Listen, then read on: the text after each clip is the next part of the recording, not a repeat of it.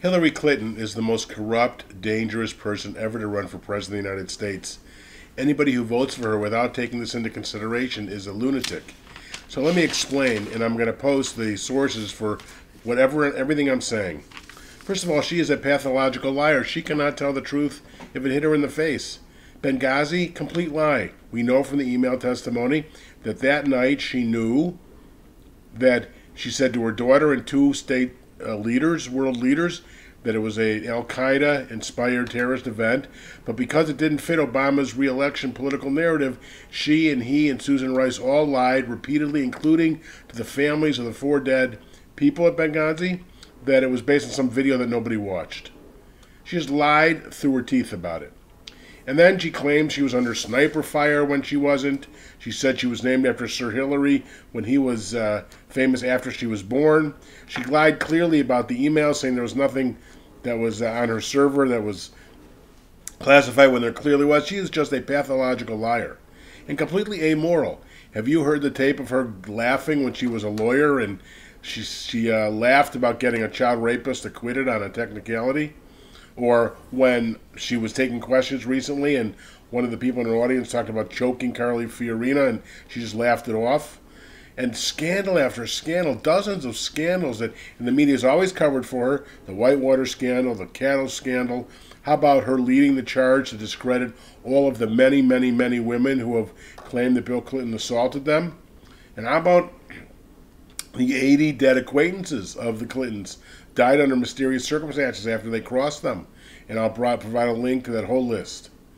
And then how about her anger? The Secret Service says she's got an uncontrollable anger and got links to that.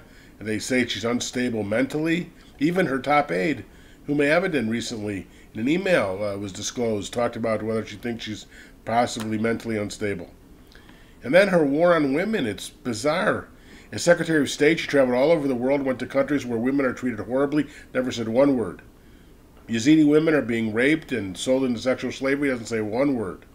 And then she says, well, women who claim to be sexually assaulted should be believed, but all the women who claimed being sexually assaulted by Bill Clinton, she led the charge to discredit them. And then the pay gender gap she talks about, but what a hypocrite. She pays her men way more than she pays the women in her own office. And then on terrorism, she caused a lot of the turmoil in the world today. When her advice was completely wrong on Libya, and now it's a cesspool for terrorist groups. Completely wrong on Yemen, now that's broken up into terrorist groups. Benghazi, she claims that she didn't hear 600 requests for additional security from the ambassador who she claims is her good friend. Friends like that, you don't need friends like that. And then when asked recently how she would fight ISIS and terrorism, she said with love and kindness. What a craziness. Completely crazy.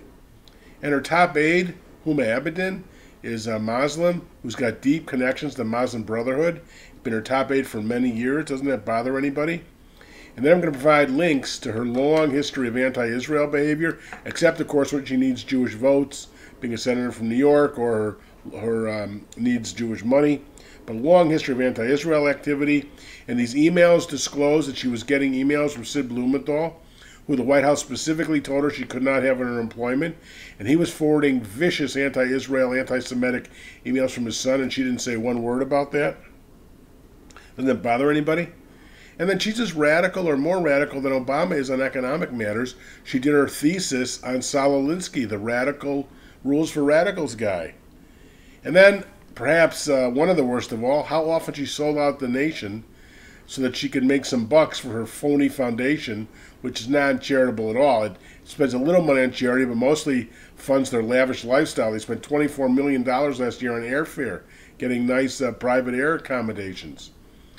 But she sold out the country with Iran, with the United States, with Russia, just so her husband can get bigger speaker fees, trading the power of her office as Secretary of State. I mean, this lady is thoroughly corrupt, a pathological liar, and anybody who votes for her has to have their head examined.